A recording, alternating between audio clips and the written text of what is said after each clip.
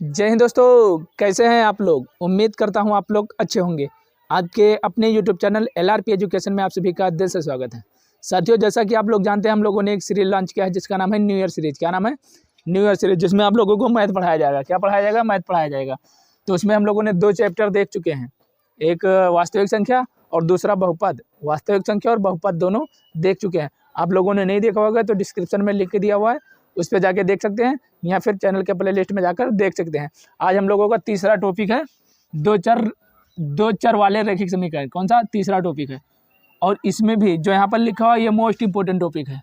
Most important topic है जो यहाँ पर लिखा हुआ है, मोस्ट इम्पोर्टेंट टॉपिक है। देखिए, हम लोगों ने 2 चैप्टर पढ़ चुके हैं। क्लास 10th का है ये, क्लास 10th का, क्लास 10th का है ये। क्लास 10th में जैसे मैथ पूछे जाते हैं, जो पूछे गए हैं या पूछे जाने की संभावना वही देखेंगे। जो पूछे गए हैं या पूछे जाने की संभावना वही देखेंगे। तो 2 चैप्टर हम लोगों ने कर चुके हैं, आज तीसरा कर चुके हैं, जो आज तीसरा चैप्टर है 2 चर वाले रैखिक समीकरण। इसमें भी देखेंगे मोस्ट इंपोर्टेंट टॉपिक, यानी जो 2 चर वाले रैखिक समीकरण के अंदर आते हैं, पूछे जाते हैं। और ये तीसरा टॉपिक है। तो जो दोस्त वो 2 टॉपिक पीछे का नहीं देखे हैं, जो 2 चैप्टर पीछे का नहीं देखे हैं, वास्तविक संख्या और बहुपद, वो जाके देख सकते हैं, फिर इसे देखें। चलिए क्लास को स्टार्ट करते हैं। तो जो दोस्त चैनल पर नए हो, चैनल को सब्सक्राइब कर लीजिए ताकि ऐसे ही आने वाली वीडियो आप सभी तक जरूर पहुंचे। चलिए देखते हैं। जैसे यहाँ पर है तीसरा टॉपिक 2 चर वाले रैखिक समीकरण। इसमें हम लोग देखेंगे मोस्ट इंपोर्टेंट टॉपिक। जैसे इसमें पूछा जाता है रेखाओं की टेबल पर आधारित प्रश्न, रेखाओं के टेबल पर आधारित प्रश्न। और यहाँ पर 2 संख्याओं का अंतर, यानी 2 संख्याओं, मान लीजिए x + y या x - y के अंतर पर पूछा जाता है कि एक संख्या अंतर है, ये है, वो है, मतलब कुछ भी पूछा जाता है, आगे देखेंगे इस पर भी। तो 2 संख्याओं का अंतर। अब देखिए यहाँ पर 10x + y संख्या, यानी 2 संख्याओं का वो भी पूछा जाता है। यहाँ पर 10x + y, इस पर आधारित भी पूछा जाता है, लास्ट के 2 अंक पर। इस तरह से 10x + y संख्या पर आधारित। अब देखिए भिन्न पर आधारित सवाल पूछा जाता है कि किसी भिन्न में ये जोड़ दो तो कितना हो जाए, ये घटा दो तो कितना हो जाए, तो इस पर भी पूछते हैं। और आयु पर आधारित फिर पूछते हैं कि पिताजी की आयु इतनी है, बेटे की आयु इतनी है, तो इसमें से इतना इतना इतना, मतलब दुनिया का बवाल। तो वो आगे देखेंगे। आयु पर आधारित प्रश्न वो भी देखेंगे। तो इसमें यही 2 चर वाले रैखिक समीकरण के अंदर इतना ही आप लोग टॉपिक पढ़ना, जब भी पढ़ना इतना ही पढ़ना, बहुत अच्छे से कवर हो जाएगा। आप लोगों को बोर्ड एग्जाम में, यूपी बोर्ड एग्जाम में देखने को मिलेगा। पहला है रेखाओं की टेबल पर, दूसरा 2 संख्याओं के अंतर, 2 संख्याओं का अंतर, और 10x + y संख्या पर, और भिन्न पर आधारित प्रश्न, और आयु पर आधारित प्रश्न। इस वीडियो में देखते हैं ये 5 कवर होता है तो कवर होता है, नहीं कवर होता है तो जितना कवर होगा उतना करेंगे, क्योंकि वीडियो लंबी हो जाती है, उतना कवर होगा, बाकी अगले वीडियो में देखेंगे। तो इन्हीं 5 में से आप लोग पढ़ना। 2 चर वाले रैखिक समीकरण, मोस्ट इंपोर्टेंट टॉपिक लिखा हुआ है यहाँ पर। तो चलिए सबसे पहले स्टार्ट करते हैं रेखाओं की टेबल से। अब देखते हैं साथियों, पहला रेखाओं की टेबल पर आधारित, रेखाओं की टेबल। तो इसमें हम लोग देखेंगे रेखाएं कितनी प्रकार की होती है। तो पहला होता है प्रतिच्छेदी रेखा। क्या होता है पहला? प्रतिच्छेदी रेखा। वीडियो फुल स्क्रीन में कर लेना तभी दिखेगा। दूसरा होता है संपाती रेखा। अभी ये होता क्या है, कैसे बनता है, वो सब देखेंगे। संपाती रेखा। और तीसरा होता है समांतर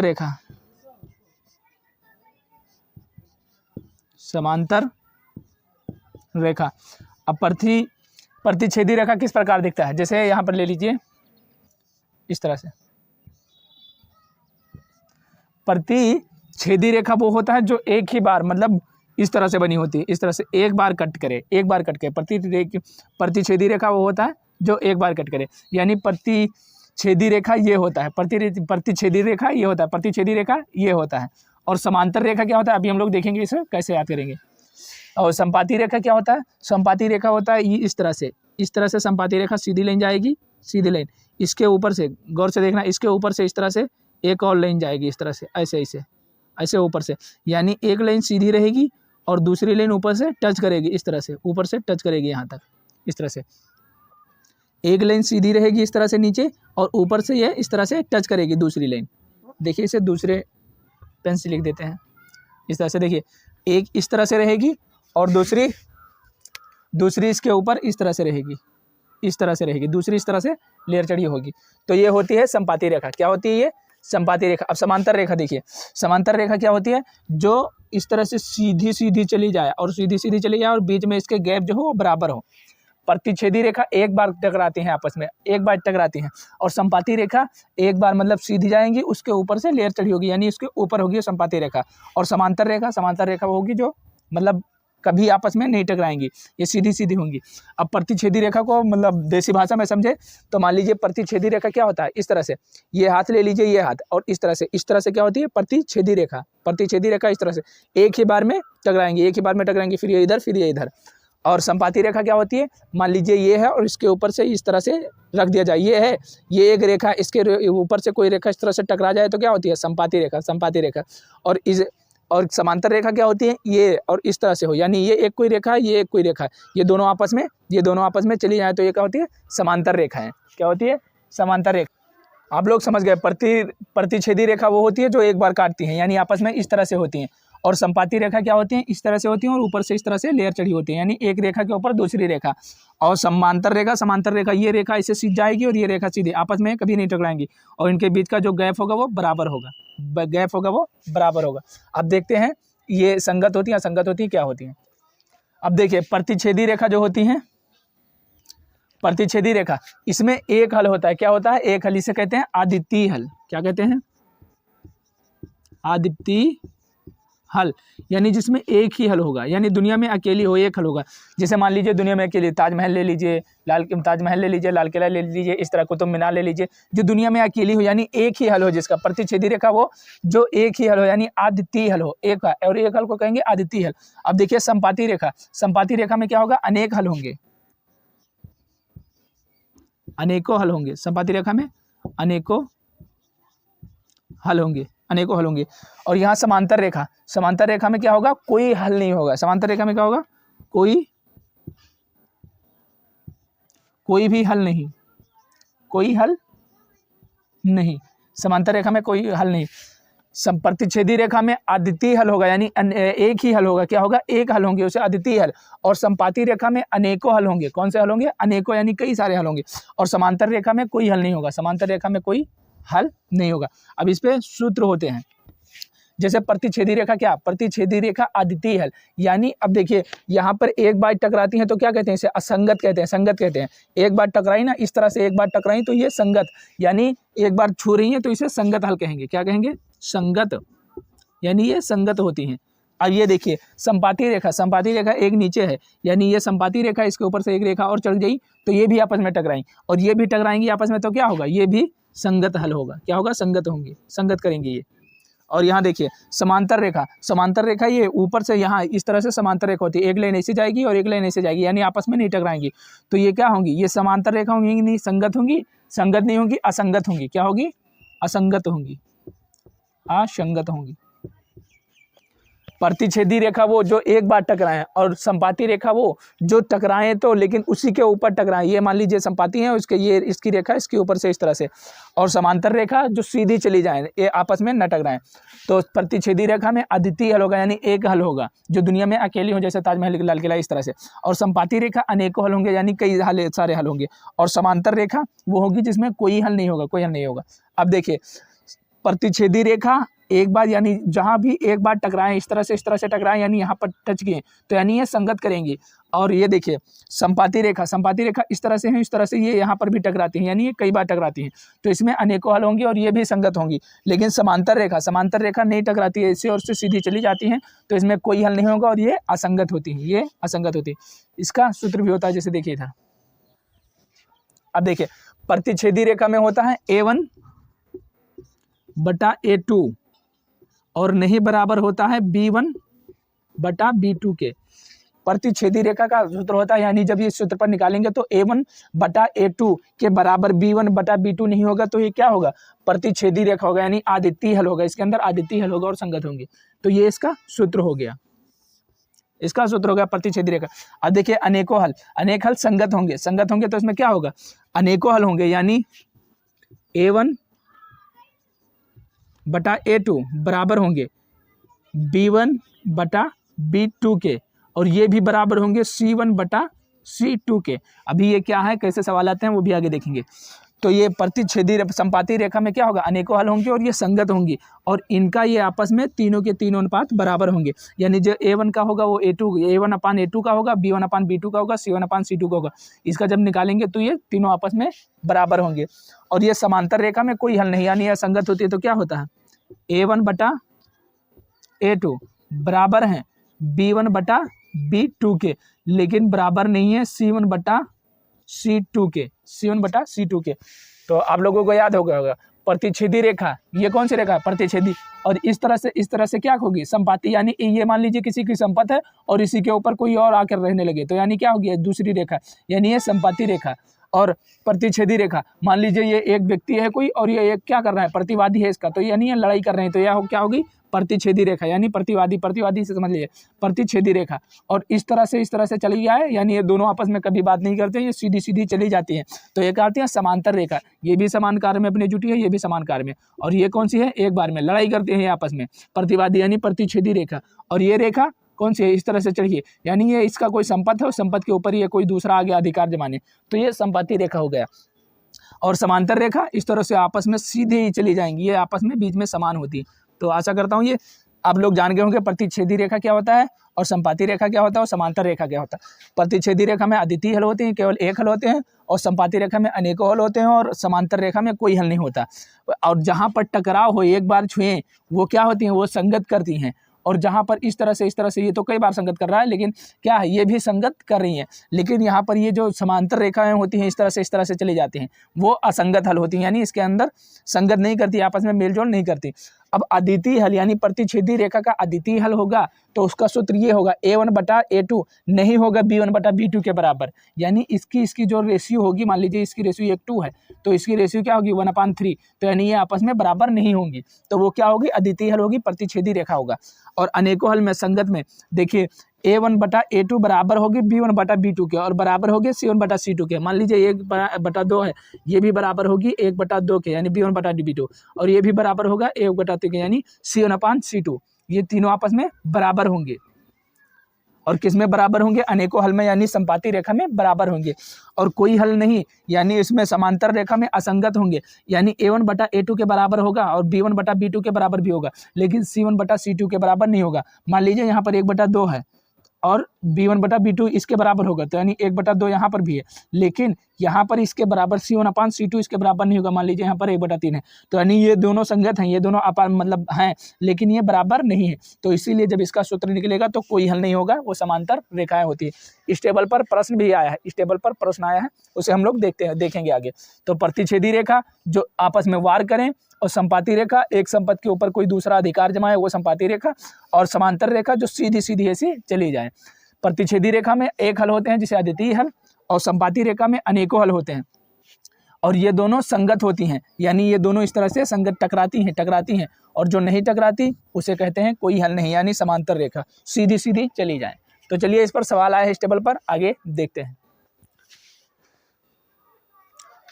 इस पर सवाल आए हैं, आगे देखते हैं, और इसे आप लोग याद कर लेना, इस टेबल को आप लोग याद कर लेना, यहाँ से यहाँ तक इसे याद कर लेना, क्योंकि कभी कभी इस पर सवाल देकर पूछ लेता है ये कौन सी रेखा है, यानी प्रतिच्छेदी रेखा या संपाती रेखा या समांतर रेखा या कौन सा हल, अद्वितीय हल है या अनेकों हल है या कोई भी हल नहीं। तो इसे आप लोग याद कर लेना या कॉपी में लिख लेना, इसे याद कर लेना। इस पर हम लोग सवाल देखते हैं आगे, जैसा पूछा गया है। चलिए इसे याद कर लेना आप लोग, चलिए आगे देखते हैं। अब देखिए साथियों, पहला क्वेश्चन दिया हुआ है, समीकरण 2x + ay = 1 है तथा 3x - 5y = 7 का कोई भी हल नहीं। कोई भी हल नहीं हम लोग कहाँ पर देखे थे, जिसमें कोई भी हल नहीं पूछेगा। जब कोई भी हल ना पूछा हो तो कौन सा सूत्र रखेंगे, जहाँ पर लिखा हो कोई भी हल नहीं होगा, यदि a का मान है तो a का मान निकालना होगा, और कोई भी हल नहीं उसका सूत्र लगाना होगा। तो कोई भी हल नहीं कहाँ पर था, सबसे नीचे वाला था, सबसे नीचे यानी समांतर रेखा में था, जो असंगत था। और असंगत था तो उसका सूत्र क्या था, सबसे नीचे वाले जो यहाँ पर लिखा हुआ था, उसका सूत्र था A1/A2 बराबर है A1/A2 बराबर है B1/B2 के, लेकिन बराबर नहीं है किसके, C1/C2 के। यही तो था, पीछे आप वीडियो स्क्रॉल करके देख लेना, यहीं पर लिखा हुआ था। समांतर रेखा में क्या, तो इसका सूत्र था A1/A2 बराबर है B1/B2 के, लेकिन नहीं है C1/C2 के। अगर ये बराबर हो जाता, ये इसके C1/C2 के बराबर हो जाता तो कौन सा C1/C2 के बराबर हो जाता तो ये संपाती रेखा हो जाती। कौन सी रेखा हो जाती? संपाती रेखा हो जाती और ये संगत वाली हो जाती, जिसमें अनेकों हल थे। ये जिसमें अनेकों हल थे। और सबसे ऊपर वाले में हम लोगों ने देखा था आदित्य हल, जिसमें एक हल होगा।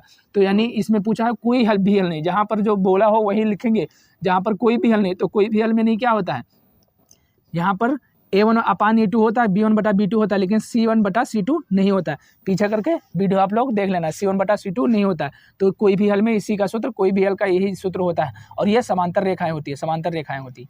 आप देखिए A1/A2 B1/B2 बराबर नहीं है C1/C2 के, तो इसका हम लोग निकालेंगे, मान निकालेंगे। तो मान कहाँ से निकलेगा? यहीं से निकलेगा। 2x + AY बराबर A तथा A का मान यानी जो A1 B1 C1 इसका मान हम लोग इसी से निकालेंगे, और A2 B2 C2 इसका मान हम लोग इसे निकालेंगे, क्योंकि समीकरण ये एक इधर का है और एक इधर का है। तो जो इधर का मान होगा वो A1 B1 C1 यानी ABC का मान निकलेगा, और जो यहाँ पर A2 B2 C2 का होगा वो यहाँ से मान निकलेगा, यहाँ से मान निकलेगा। पहला यहाँ से 1 तक और दूसरा यहाँ से निकलेगा A2 B2 C2 का मान। तो चलिए रखते हैं। अब पहले हम लोग निकालेंगे A1 B1 C1 का मान। तो यहाँ पर लिखेंगे, देखिए यहाँ पर इसी पर कर लेते हैं। इधर यहाँ पर है 2x प्लस x को इस तरह से x प्लस, आप लोग समझ जाएंगे, ay plus ay, 2x plus ay जो लिखा हो वही लिखेंगे। और ये इधर जब c का मान भी निकालना है तो इधर प्लस में, इधर आएगा तो क्या होगा? माइनस में होगा। इक्वल टू के इधर आएगा तो क्या आएगा? इधर देखिए ये प्लस में है, जब कोई चिन्ह ना लिखा हो तो वो प्लस होता है, तब इधर आएगा तो क्या होगा? माइनस का 1 होगा, माइनस का 1 होगा। और इक्वल टू में क्या आ जाएगा? 0 आ जाएगा। इस तरह से 2x, ये जो लिखा हुआ है 2x लिखे है, प्लस लगा है, प्लस लगा है, ay लिखा है, ay लगा है, बराबर लिखा है, बराबर जब लगाएंगे जब c का मान भी निकालना है ना, तो ये इधर आ जाएगा। जब a इधर आएगा तो ये माइनस में हो जाएगा, इधर प्लस में, इधर आएगा माइनस में हो जाएगा, इक्वल टू 0। अब देखिए A1 B1 C1 का मान, अब यहाँ पर लिखेंगे A1x प्लस B1x B1y लिखेंगे, क्योंकि यहाँ पर y है, यहाँ पर y है। इसे इरेज कर देते हैं, थोड़ा सा रोकते हैं वीडियो। अब देखिए यहाँ पर रखेंगे, क्या निकालेंगे? ABC का मान निकालेंगे। तो देखिए A1/x, अब यहाँ प्लस लगा है, प्लस लगाएंगे, B1 यहाँ लगा हुआ नहीं है, सूत्र होता है BY, B1 का क्या लगाएंगे? y लगाएंगे, क्योंकि y AX प्लस B1 यानी BX BY माइनस नहीं प्लस ही रहेगा, और C1 का क्या रखेंगे? C1 इस तरह से। तो यानी x से x कट जाएगा तो a का मान क्या आएगा? a का मान A1 का मान आएगा 2, A1 का मान आएगा 2। ये हम लोग लिखेंगे AX plus BY plus C, AX plus BY plus C, AX plus BY plus C। तो a से a कट गया तो a का मान क्या आ गया? 2, x से x कट गया, काटेंगे नहीं, समझ जाएंगे अपने मन में। तो a का मान आएगा 2, और यहाँ पर देखिए B1 और y से ये y कट गया तो b का मान क्या आ जाएगा? b का मान आ जाएगा a, तो b का मान निकल कर आ जाएगा। ये y से y कट गया तो क्या बचेगा? a ही बचेगा, तो b का मान आ गया a। अब देखिए C1 का मान निकालेंगे, C1 का मान निकालेंगे, ये सब 1 का ही निकल रहा है, क्योंकि C2 का और B2 का A2 का यहाँ से निकलेगा। अब देखिए अब C का मान निकालेंगे, C का यहाँ पर प्लस है, यहाँ पर माइनस है, तो प्लस वाला नहीं लेंगे, यहाँ पर लेंगे जो क्वेश्चन में दिया हुआ हो। तो ये इधर आ गया, माइनस में हो गया। अब देखिए माइनस का 1 लेंगे, C का मान माइनस का 1, C का मान माइनस का 1 इस तरह से। तो A1 B1 और C1 का मान निकल कर आ गया। कैसे निकालें? 2x प्लस ay ऐसे ही लिखा रहेगा, ये इधर जाएगा C1 का मान निकालने के लिए, तो माइनस होगा। तो A1/x A1x plus B1y plus C1 इस तरह से। तो x कट गया, a का मान आ गया 2, और प्लस है, प्लस यहाँ पर है तो प्लस ही लगाए, प्लस ही लगेगा। और ये y से y कट गया तो B1 का मान आ गया a, B1 का मान आ गया a, और प्लस है, यहाँ पर माइनस है तो माइनस में आएगा किसका मान? C का मान आएगा माइनस है, तो C1 का -1 इस तरह से, C1 का मान -1। अब देखिए A2 B2 C2, A2 B2 और C2 का मान निकालना है तो कहाँ से निकलेगा? यहाँ से निकलेगा, यहाँ से निकलेगा। अब देखिए यहाँ पर लिख लेते हैं 3x - 5y बराबर नहीं लगाएंगे, क्योंकि 7 इधर आएगा तो क्या होगा? माइनस में आएगा, क्योंकि C2 का भी मान निकालना है। ये इधर आएगा तो क्या आएगा? माइनस में आएगा, तो ये माइनस का 7 इक्वल टू 0 इस तरह से। अब देखिए वही रख देंगे A2x plus B2y plus C इस तरह से। तो देखिए ये x से x कट गया तो क्या? A2 का मान निकल कर आ गया, A2 का मान निकल कर आ गया। ये x से x कट गया तो A2 का मान 3। अब देखिए ये फुल स्क्रीन कर लेना, साफ दिखेगा नहीं, फुल स्क्रीन करोगे तो साफ दिखेगा, मतलब बड़े में दिखेगा। अब देखिए वाई से ये वाई कट गया, तो B2 का मान कितना है, -5, यहाँ पर है -5, तो B2 का मान आया -5, B2 का मान -5। अब ये C का मान क्या आएगा, -7, C का मान -7, तो C बराबर होगा -7 इस तरह से।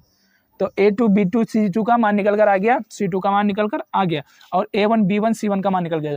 A1 B1 C1 का मान यहाँ से निकालेंगे और A2 B2 C2 का मान यहाँ से निकालेंगे। अब देखिए यहाँ पर रखे तो ये x से x कर दिया, मान लेंगे अपने दिमाग में, सोच लेंगे कि x से x कटेगा, तो यहाँ से ये कटा तो A2 का मान 3, और यहाँ से प्लस है, यहाँ माइनस है, लेकिन ये प्लस वाला नहीं लेंगे, यहाँ सवाल में जो दिया होता है वही लेते हैं। तो ये प्लस है, यहाँ माइनस है, तो यहाँ माइनस में लिखेंगे, और 5 ये y से y कट गया, और ये C का मान क्या आ गया 7। तो अब हम लोग इस पर रख देंगे, इस सूत्र पर। कोई भी हल नहीं का सूत्र यही होता है, कोई भी हल नहीं का सूत्र यही होता है, बस आ जाएगा। तो चलिए इसे इरेज कर देते हैं, फिर इसे लिख देते हैं।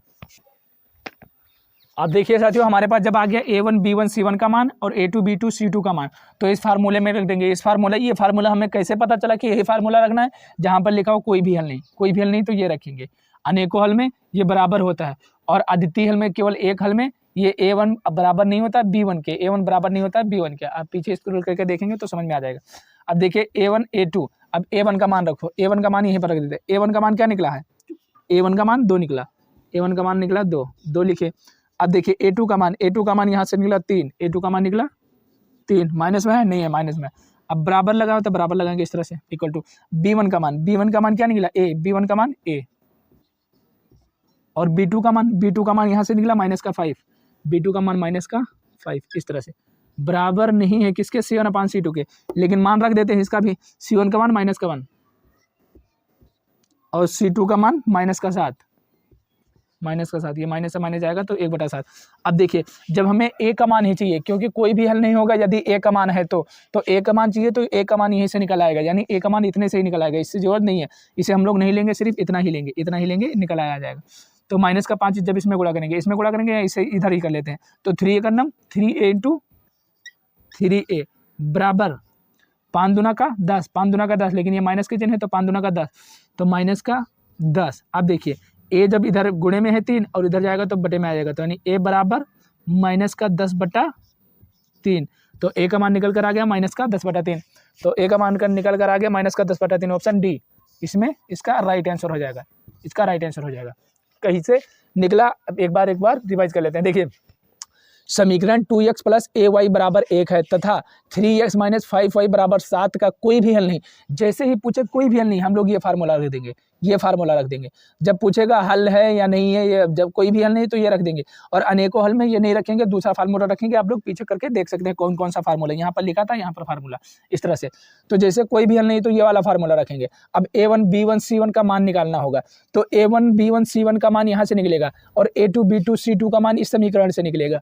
अब A1 B1 का मान यहाँ से निकालेंगे तो ये प्लस में इधर आएगा, माइनस में होगा, तो 2x + ay -1, ये इधर आएगा, माइनस का होगा, और इक्वल टू 0। अब A1x + B1y + c, तो x से x कट जाएगा, A1 का मान 2 निकल कर आ गया, और y से y कट जाएगा तो B1 का मान 1 निकल कर आ गया, और c से c नहीं, यहाँ पर माइनस में है, तो C1 का मान -1 निकल कर आ गया। ऐसे ही A2 B2 का मान निकालेंगे, इधर आएगा तो -7 होगा, तो A1 का मान 3 आएगा, और B1 का मान -5 आएगा, क्योंकि y से y कट जाएगा, -5, और c का मान -7 आएगा, इधर आएगा 7 ना प्लस, तो माइनस में हो जाएगा -7।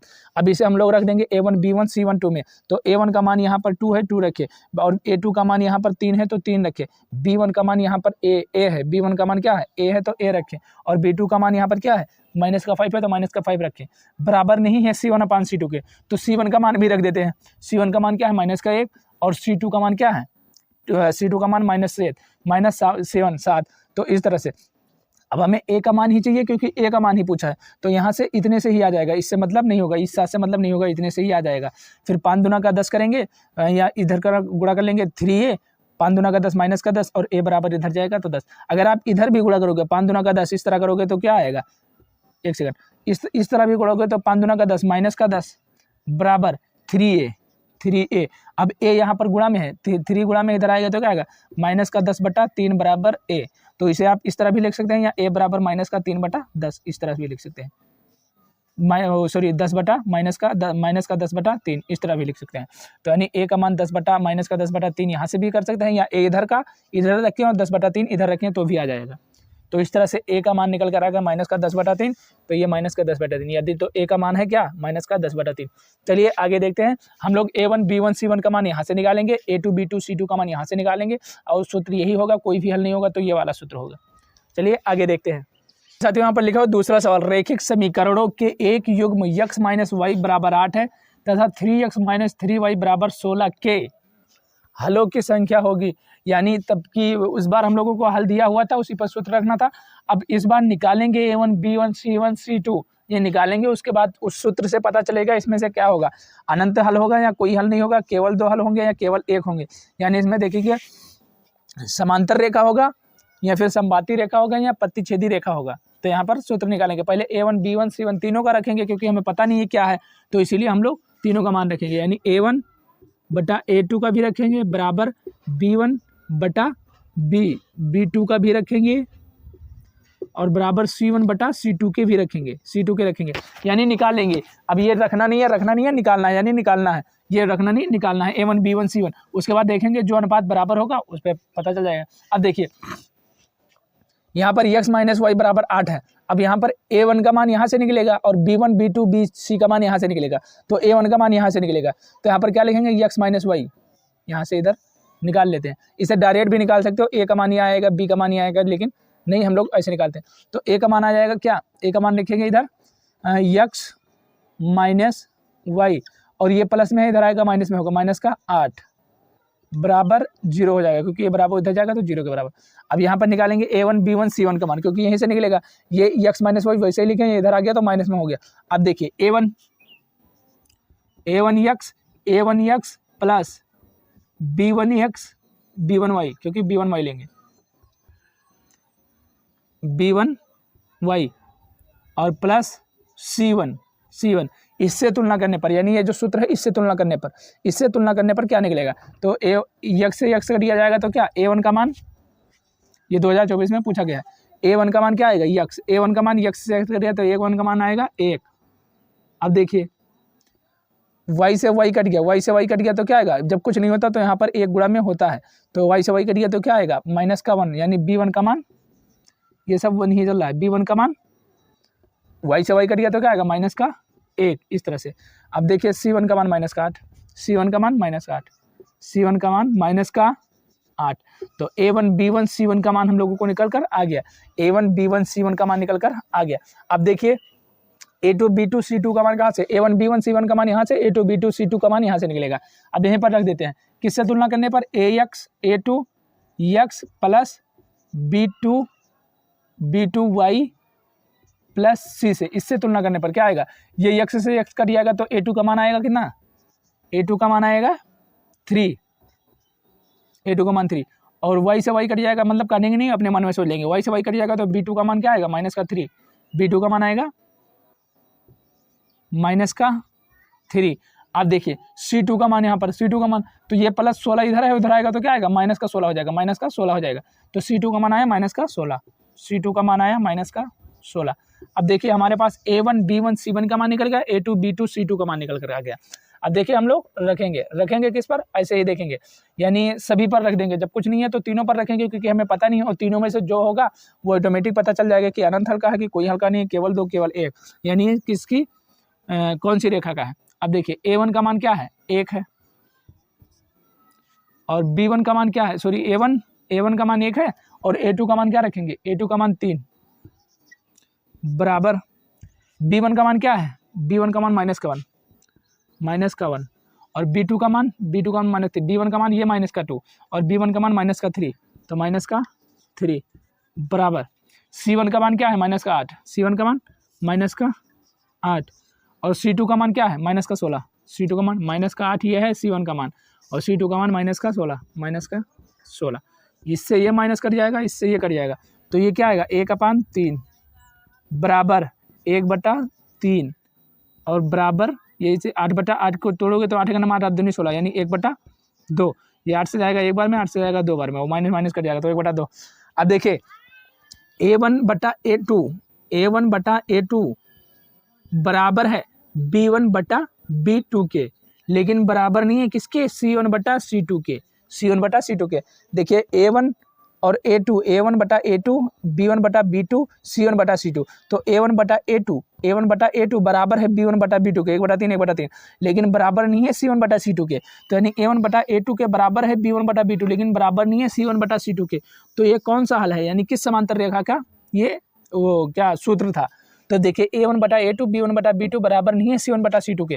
तो यानी जो हम लोग फार्मूला रखे थे, यानी इसमें क्या होगा, कोई हल नहीं होगा, ये समांतर रेखा का है, क्या होगा, कोई भी हल नहीं होगा। ये इसका राइट आंसर हो जाएगा बी, ऑप्शन बी, कोई हल नहीं। कोई हल नहीं यानी जब दो समान हो एक असमान हो, कोई हल नहीं।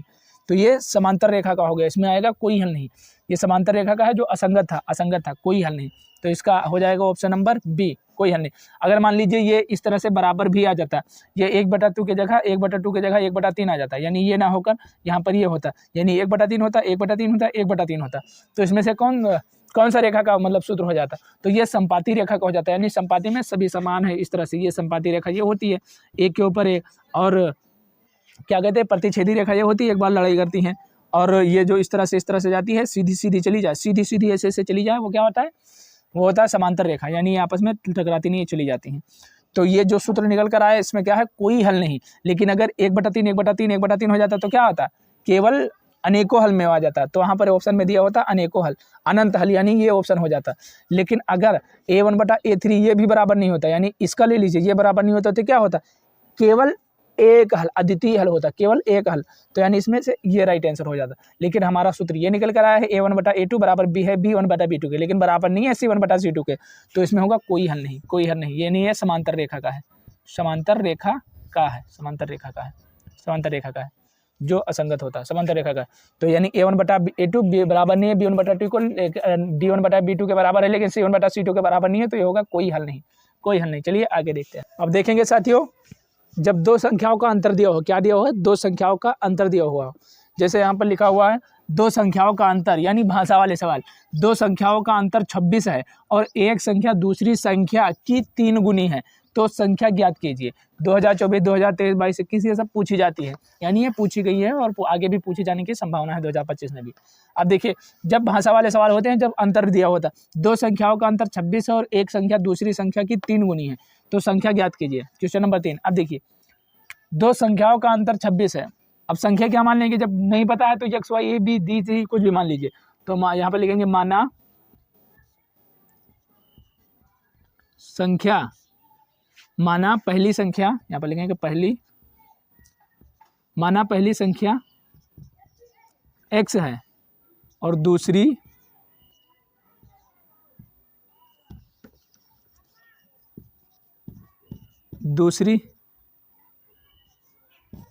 संख्या y है। माना पहली संख्या x है, दूसरी संख्या y है। जब देखिए दो संख्याओं का अंतर 26 है, अब कौन सी संख्या वो पता नहीं है, जब पता नहीं है तो हम लोग कोई मान लेते हैं x y a b c d g b, मतलब कुछ भी मान लो। तो दो संख्याओं का अंतर 26 है और एक संख्या दूसरी संख्या की 3 गुनी है, तो यानी दो संख्याओं का अंतर, तो यानी x प्लस y का अंतर क्या है, x और प्लस y का नहीं, क्योंकि अंतर पूछा तो मायने लगाएंगे, x माइनस y का अंतर 26 है, x माइनस y का अंतर 26 है।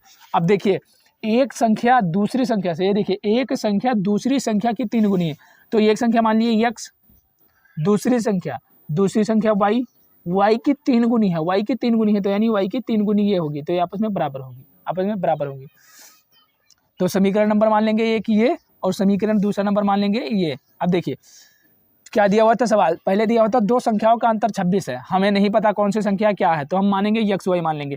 तो दो संख्याओं का अंतर 26 है, तो माना पहली संख्या x और दूसरी संख्या y। अब देखिए दो संख्याओं का अंतर 26 है, तो x माइनस y, यानी ये दोनों संख्या है उनकी अंतर 26 है, ये पहला समीकरण। अब देखिए, और एक संख्या दूसरी संख्या की 3 गुनी है, तो एक संख्या x जो है वो संख्या y के 3 गुनी है, यानी ये इसके बराबर हो जाएगा ना, इधर 3x नहीं लिखेंगे क्योंकि x जो है 3y के 3 गुनी है, यानी एक संख्या दूसरी संख्या की 3 गुनी है, यानी ये जो है इसकी 3 गुनी है, ये जो है इसकी 3 गुनी है, इसकी 3 गुनी है, ये x, ये जो है 3 गुनी है x के, इस तरह से। तो अब क्या लिखेंगे, x बराबर 3y, x माइनस y बराबर 26। तो अब समीकरण 1 और समीकरण 2 बन गया। अब हम लोग देखेंगे समीकरण एक में यक्स का मान दूसरी समीकरण, ये दूसरी समीकरण है और ये पहला समीकरण, तो दूसरी समीकरण का मान रखने पर पहली समीकरण में लिखेंगे समीकरण नंबर 2 का मान रखने पर 2 का 1 में मान रखने पर समीकरण संख्या 2 का 1 में मान रखने पर, यानी समीकरण नंबर 2 का समीकरण नंबर 1 में मान रखने पर। तो समीकरण नंबर 2 ये है, समीकरण नंबर 2 ये है, तो 2 यानी x बराबर 3y है, x बराबर 3y है। तो जहाँ यहाँ पर समीकरण नंबर 1, तो दूसरी समीकरण ये है और पहली समीकरण ये है, तो दूसरी समीकरण का यानी समीकरण 2 का समीकरण 1 में मान रखने पर, समीकरण 1 में मान रखने पर, 1 में मान रखने पर, अब समीकरण 2, तो यहाँ पर x है और x बराबर 3y है, तो x की जगह 3y रखो, x की जगह 3y रखो, तो लिखेंगे 3y माइनस है, माइनस लगाएं, y है, y लिखे, बराबर है 26, बराबर 26।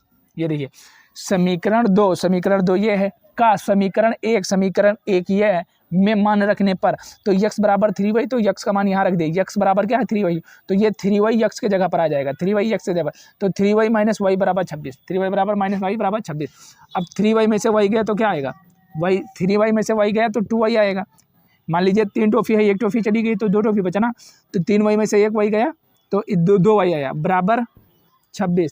अब देखिए ये y इधर है, यहाँ से यहाँ काट दीजिए 13 बार, या y बराबर ये 13, 2 इधर है 26 में आ जाएगा, बटे के नीचे आ जाएगा, यानी 26 के नीचे 2 आ जाएगा, इस तरह से। तो 2 से काटेंगे इसे 13 बार में, 2 से काटेंगे 13 बार में, तो y की वैल्यू क्या निकल कर आ गई, y की वैल्यू 13 निकल कर आ गई। अब ये y की वैल्यू जो 13 निकल कर आ गई, और ये किसी भी मान में, यानी समीकरण 1 में रख दीजिए, समीकरण 2 में रख दीजिए, तो y का मान जो है और x का मान भी पता चल जाएगा। तो समीकरण 2 में ही रख देते हैं, क्योंकि यहीं पर रखेंगे y का मान तुरंत आ जाएगा। तो y का मान समीकरण 2 में रखने पर, x का मान निकालना है तो 2 में रखेंगे, तो 2 में या इसमें भी रखोगे तो भी आएगा। तो y का मान समीकरण 2 में रखने पर, यहाँ पर लिख दिए y का मान समीकरण 2 में रखने पर, 2 में रखने पर, आप लोग इसे समझ लेंगे, y का मान समीकरण 2 में रखने पर। अब क्या लिखा हुआ है, x बराबर 3y, x बराबर 3y। अब देखिए y का मान समीकरण 2 में रखने पर, अब समीकरण 2 यही था, अब देखिए 2 ये था, अब x लिखा हुआ है, x लिखेंगे, बराबर लगा है बराबर, ये 3 लिखा है 3, अब इसमें यहाँ पर y पे कुछ नहीं है तो क्या है, गुणा में है, y में क्या है, गुणा में है, तो y का मान कितना आया था, y का मान 13 आया था, यहाँ पर कुछ नहीं होता तो गुणा होता है, 13 है, तो 13 तिया 49, 13 तिया 49, यानी x का मान आ गया 13 तिया 49, x का मान आ गया 49। तो पहली संख्या क्या हो जाएगी, पहली संख्या हो जाएगी, माना पहली संख्या 39 है, तो हमारी पहली संख्या हो जाएगी, पहली संख्या हो जाएगी कितनी 39, और दूसरी संख्या हो जाएगी, दूसरी संख्या हो जाएगी कितनी, वही y का मान 13, दूसरी संख्या 13 हो जाएगी। और यही यानी हम लोगों का पहली संख्या का मान, यही आप लोगों का आंसर हो जाएगा, यही आप लोगों का आंसर हो जाएगा। कैसे, पहली संख्या 39, दूसरी संख्या है, अब देख लीजिए पहली संख्या माने x माना था, अब क्या बोला था यहाँ पर, दोनों संख्याओं का अंतर 26 है, इन दोनों का अंतर करोगे यानी 39 में से 13 जाएगा, 26 बचेगा, ये भी सेटिस्फाई हो रहा है। और एक संख्या दूसरी संख्या की 3 गुनी है, यानी दूसरी संख्या जो है पहली संख्या की 3 गुनी है, पहली संख्या की 3 गुनी, तो इसमें 3 का गुणा करोगे तो 13 या 49, यानी ये जो सही है। तो माना है पहली संख्या x था और दूसरी संख्या y, तो x का मान निकल कर आ गया कितना, x का मान निकल कर आ गया 39 और y का मान निकल कर आ गया, y का मान निकल कर आ गया 13। तो यही आप लोगों का आंसर हो जाएगा। करते कैसे हैं एक बार और समझ लीजिए, दो संख्याओं का अंतर 26 है, कोई संख्या हमें नहीं पता है, कोई संख्या हमें नहीं पता x y मान लिए, और एक संख्या दूसरी संख्या की 3 गुनी है, एक संख्या यानी x ये माने थे और y माने थे, एक संख्या ये वाली संख्या दूसरी संख्या यानी इसकी 3 गुनी है, तो 3x इधर लगेगा ना कि इधर, तो 3 गुनी है ये जो x है। इस तरह से समीकरण नंबर 1 मान लिए, समीकरण नंबर 2 मान लिए। चलिए और जो कुछ बचा था वो आगे बताएंगे। तो आशा आप लोग कमेंट करके बताना कैसी लगी क्लास। जो दोस्त चैनल पर नए हो चैनल को सब्सक्राइब कर लीजिए। एक क्या नाम है, 2 चर वाले रेखिक समीकरण का एक चैप्टर मतलब एक क्लास हो आएगा, वो आप लोग देख लेना, और इस क्लास को देख लेना, समझ में आ जाएगा, एक बार और वापस करके देख लेना, और इसी पर लगाना आप लोग सवाल आ जाएगा। तो चलिए फिर मिलते हैं किसी न्यू क्लास में। जो दोस्त चैनल पर नए हो चैनल को सब्सक्राइब कर लीजिए, ताकि ऐसे ही आने वाली वीडियो आपसे भी जरूर पहुँचे। फिर मिलते हैं किसी न्यू क्लास में, तब तक के लिए बाय, जय हिंद, जय भारत।